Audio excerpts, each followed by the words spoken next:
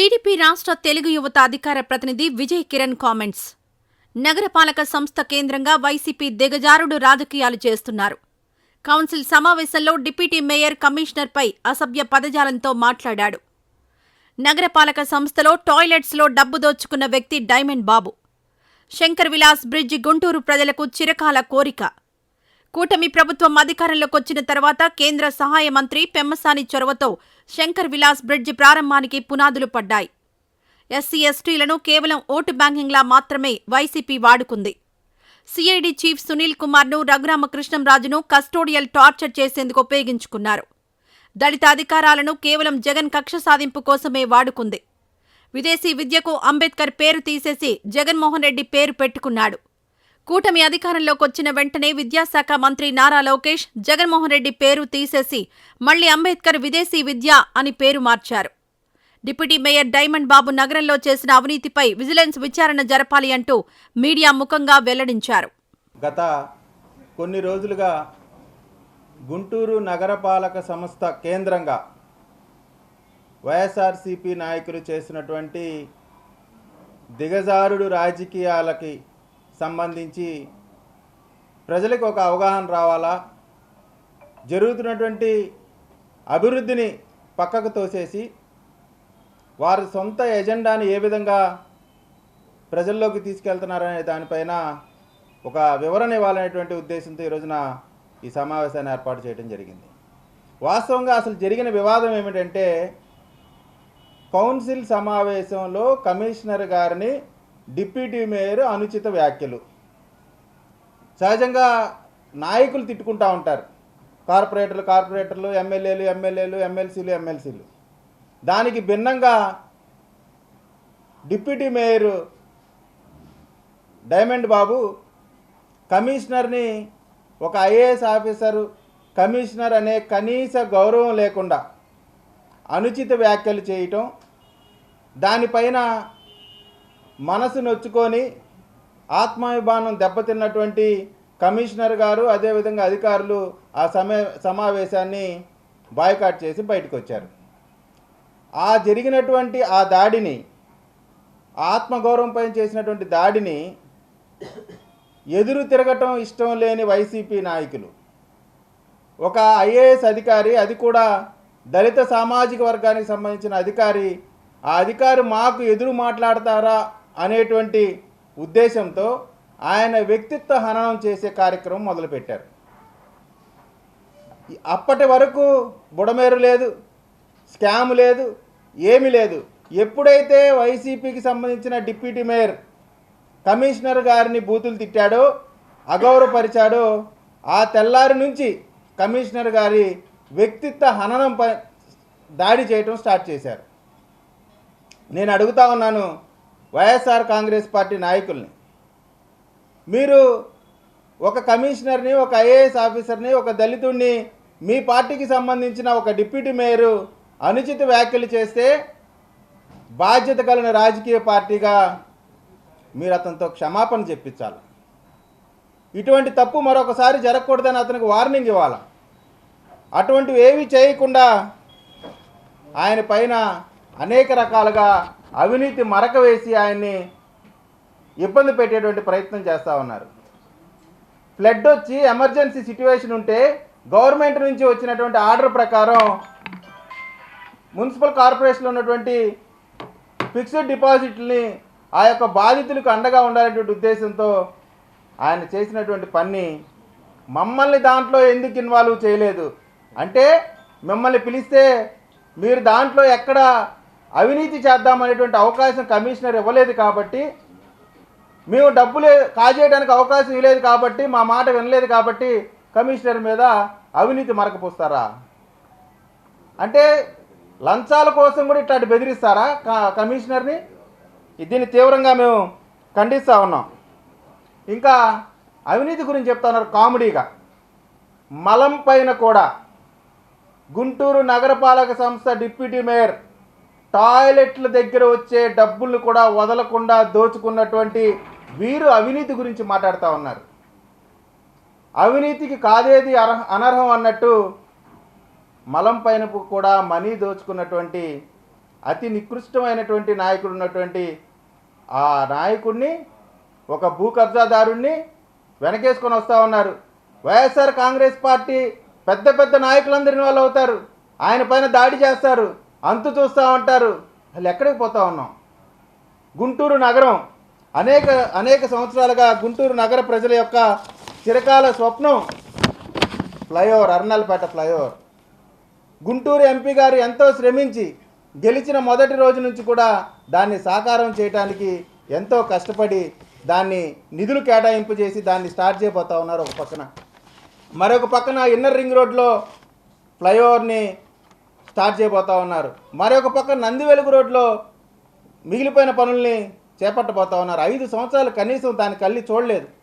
ఈ రకంగా అభివృద్ధి పదంలో ముందుకు పోతూ ఉంటే వైఎస్ఆర్ కాంగ్రెస్ పార్టీ నాయకులు ఇవేమీ రానియకుండా, ప్రజల్లో వీటిపైన చర్చ జరగకుండా కేవలం అవినీతి పైన మాత్రమే వీళ్ళు చర్చ పెట్టి, అది కూడా వ్యక్తిత్వ హననం చేస్తూ, నేను చెప్తా ఉన్నాను, అక్కడ ఎమ్మెల్సీ అనంతబాబు భౌతికంగా ఒక దళిత యువకుడిని చంపి డోర్ డెలివరీ చేస్తే, ఇక్కడ ఈ డైమండ్ బాబు ఒక దళిత ఐఏఎస్ అధికారిని వ్యక్తిత్వ హననం చేసి చంపేస్తూ ఉన్నాడు.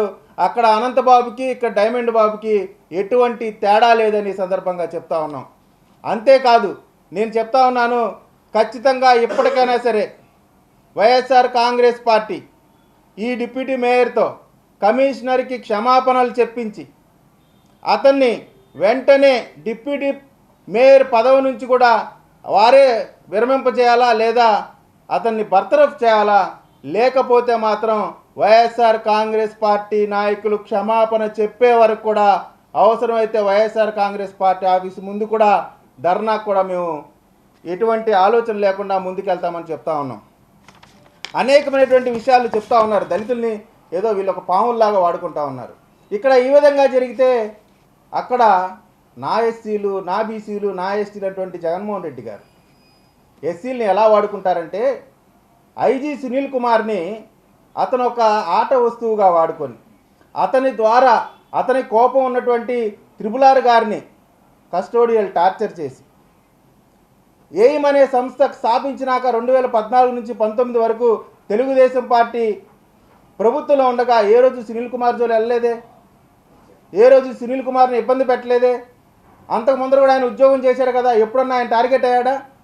ఆయన్ని వాడుకొని ఆయనతో త్రిపులార్ పైన దాడి చేపించి, కస్టోడియల్ టార్చర్ చేపించి, ఒక పోలీస్ ఆఫీసర్ని ముద్దాయిని చేసినటువంటి వైఎస్ఆర్ కాంగ్రెస్ పార్టీ దళితుల ద్రోహుల పార్టీ, అందులో ఏ విధమైనటువంటి అనుమానం లేదు. ఎంత దారుణం అంటే, ఆయన్ని వాడుకొని ఆయనతో త్రిపులార్ని కొట్టించి, ఆయనతో పని అయిపోయిన వెంటనే యూజ్ అండ్ త్రో, పని అయిపోయిన వెంటనే అప్రాధాన్యమైనటువంటి ఒక పోస్టులో వేస్తారు. వాస్తవంగా ఎవరైతే ఈ రోజున మన సునీల్ కుమార్ గారికి సపోర్ట్ చేస్తూ ఉన్నారో దళిత సంఘాలకు సంబంధించిన నాయకులు, నేను అడుగుతా ఉన్నాను, ఏ రోజన్నా సరే ఇటువంటి సునీల్ కుమార్ గారిని ముద్దాయిగా నిలబెట్టినట్టు వైఎస్ఆర్ కాంగ్రెస్ పార్టీని మీరు ప్రశ్నించారా? ఎందుకు మీరు మా దళిత అధికారుల్ని మీ కస్టోడియల్ టార్చర్లకు ఉపయోగించుకున్నారు? ఒక ఉన్నతమైన ఆఫీసర్ని ముద్దాయిగా ఎందుకు నిలబెట్టారు అని వైఎస్ఆర్ కాంగ్రెస్ పార్టీని అడిగారా? ఏ రోజన్నా సరే అంబేద్కర్ గారి పేరు తీసి జగన్మోహన్ రెడ్డి గారి పేరు పెట్టుకుంటే, అదే జగన్మోహన్ రెడ్డి గారు పెట్టుకున్న పేరుని తీసి విద్యాశాఖ మంత్రి ఉన్నటువంటి మా యువనాయకుడు లోకేష్ గారు మళ్ళీ అంబేద్కర్ గారి పేరుని అదే విదేశీ విద్యకు పెట్టి అంబేద్కర్ గారి ఔన్నత్యాన్ని, దళితుల యొక్క ఆత్మగౌరవాన్ని ముందుకు తీసుకెళ్ళినటువంటి నాయకుడు మా పార్టీ ఎన్డీఏ కూటమి. నిజమైన అంబేద్కర్ వారసులు ఈ రోజునటువంటి ఎన్డీఏ కూటమి నాయకులు, ఈ ప్రభుత్వం. మీరు ఎన్ని రోజులు ఇట్లా దివాలా కోరు మాటలు మాట్లాడుతూ ఉంటారు? నేను అడుగుతా ఉన్నాను, ఐజీ సునీల్ కుమార్ గారికి సంబంధించి వెంటనే దళిత సంఘాలు మొత్తం కూడా వైఎస్ఆర్ కాంగ్రెస్ పార్టీ నాయకులు ఎక్కడ వస్తే అక్కడ వారిని ముట్టడించి, మా నాయకులు మా కులానికి సంబంధించిన నాయకులు మీరు చేసినటువంటి దాష్టికాలపైన మాట్లాడాలా? ఐజీ సునీల్ కుమార్ గారు మంచి ఆఫీసరే. 2019 నుంచి 24 వరకు జరిగినటువంటి అనేకమైనటువంటి దళితులపైన అత్యాచారాలు, దాడులు జరిగితే ఏ రోజైనా సునీల్ కుమార్ గారు మాట్లాడారా? ఉన్నతమైన పదవిలో ఉన్నాడు, సహాయం చేయగల కెపాసిటీలో ఉన్నాడు. ఏ రోజు మాట్లాడలా. 27 పథకాలు రద్దు చేశారు, మాట్లాడలా. అంబేద్కర్ గారికి అవమానం చేశారు, మాట్లాడలా. దళితుని డోర్ డెలివరీ చేశారు, మాట్లాడలా.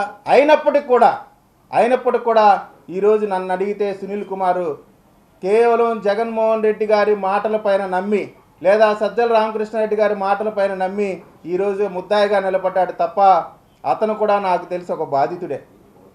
కాబట్టి ఆడిట్ ఉంటుంది. ఈ డబ్బులు మళ్ళీ గవర్నమెంట్ మళ్ళీ రీఎంబర్స్ చేస్తుంది. ఊరికే చేసేస్తుందా? జేబులో తీసుకొచ్చి పెట్టిద్దా? లేదు కదా. దానికి ఆడిట్ ఉంటాయి, బిల్స్ ఉంటాయి, దీనికి సంబంధించినటువంటి పూర్తి వ్యవస్థ ఉంటుంది. ఇప్పటికైనా సరే చివరగా నేను ఒకటే డిమాండ్ చేస్తా ఉన్నాను, ఇప్పటికైనా సరే కమిషనర్ గారికి డిప్యూటీ మేయర్ గుంటూరు అనంతబాబు క్షమాపణ చెప్పాల్సిందే. ఆ చెప్పే విధంగా వైసీపీ నాయకులు కానీ ఇన్వాల్వ్ అవ్వకపోతే దీంట్లో వైసీపీ పార్టీ కూడా అతన్ని ఎంకరేజ్ చేస్తుంది. అక్కడ అనంతబాబుని ఎంకరేజ్ చేసినట్టే ఇక్కడ గుంటూరు అనంతబాబు డైమండ్ బాబుని కూడా ఎంకరేజ్ చేస్తున్నటువంటి మెసేజ్ మీరు ఇస్తూ ఉన్నారు. దీనికి సంబంధించి తగిన మూల్యం మీరు తప్పకుండా చెల్లించుకోవాల్సి వస్తుందని చెబుతూ మా డిమాండ్లు 48 గంటల్లో అతను క్షమాపణ చెప్పకపోతే భవిష్యత్ కార్యాచరణ కూడా ప్రకటిస్తామని ఈ సందర్భంగా చెప్తా ఉన్నాం. ఇప్పుడు ఎవరు స్పందించారు, ఎవరు స్పందించలేదు అనే దానికన్నా కూడా జరిగిన దానిపైన ఈ రోజున మేము ఒక స్పందన తెలుగుదేశం పార్టీ పరంగా అధికార ప్రతినిధి, తెలుగు యువత రాష్ట్ర అధికార ప్రతినిధిగా గుంటూరు నగరంలో జరుగుతున్నటువంటి ఈ సమస్యలపైన మేము మాట్లాడుతున్నాం. కార్పొరేటర్లు వారి టర్న్ వచ్చినప్పుడు వాళ్ళు మాట్లాడతారు. ఖచ్చితంగా ఎట్టి పరిస్థితిలో ఇక్కడ ఎక్కడ సమస్య వస్తూ ఉందంటే కమిషనర్ గారిని మాత్రమే తిట్టట్లా, దీని వెనక ఎన్డీఏ కూటమి ఉందంటున్నారు. అటువంటి అన్నప్పుడు ఖచ్చితంగా పార్టీగా మా బాధ్యత తప్పును తప్పుగా, ఒప్పును ఒప్పుగా చెప్పాల్సినటువంటి బాధ్యత మా పైన ఉంది. కాబట్టి మలాన్ని కూడా డబ్బులకి వదలని ఈ నాయకులు అవినీతి గురించి మాట్లాడుతూ ఉన్నారు. త్వరలోనే ఈ డైమండ్ బాబు చేసినటువంటి ఆకృత్యాలు, విజిలెన్స్ రిపోర్ట్లు కూడా మరొక ప్రెస్ మీట్లో అందరికీ కూడా కూలంకుషంగా మీ అందరికి కూడా అందజేయడం జరిగింది. దొంగే దొంగ దొంగ అని అరుస్తున్నట్టుంది వీరు చేసే వ్యాఖ్యానాలు. ఇక్కడ వాస్తవంగా ఒకటి డిప్యూటీ మేయర్ని వెనకేసుకురావటం ఒక పాయింట్. రెండోది, ఈ ప్రభుత్వం ఎక్కడెక్కడైతే స్కాములు చేశారో, ఎక్కడెక్కడైతే అవినీతి చేశారో వాటిపైన అన్నిటిపైన విచారణ జరుగుతూ ఉంది. అందరి టర్న్ 1 by 1 వచ్చింది. ముందుగానే కమిషనర్ని, అధికారుల్ని బెదిరించడం ద్వారా వారిపైకి ఈ అవినీతి ఇన్వెస్టిగేషన్స్ రాకుండా తప్పించుకునేటువంటి ప్రయత్నం. ఒకవేళ వచ్చినా అదిగో మేము బుడమేరు మీద కంప్లైంట్ చేశాం కాబట్టే మా మీద ఈ అవినీతి ఆరోపణలు చేస్తున్నారనే డిఫెన్స్ని ఒక బేస్ క్రియేట్ చేసుకోవడానికి చేస్తున్నటువంటి ఒక పొలిటికల్ డ్రామా మాత్రమే. ఈ వీడియో నచ్చితే లైక్ చేయండి. అలాగే మా ఛానల్ ని ఫస్ట్ టైం కనుక చూస్తున్నట్టయితే ఇప్పుడే సబ్స్క్రైబ్ చేసుకుని పక్కనే ఉన్న గంట సింబల్ ని యాక్టివేట్ చేసుకోండి. అప్పుడే మేము పెట్టే ప్రతి వీడియో మీకు నోటిఫికేషన్ గా వస్తుంది. అలాగే ఈ వీడియో పూర్తిగా చూసినందుకు ధన్యవాదాలు.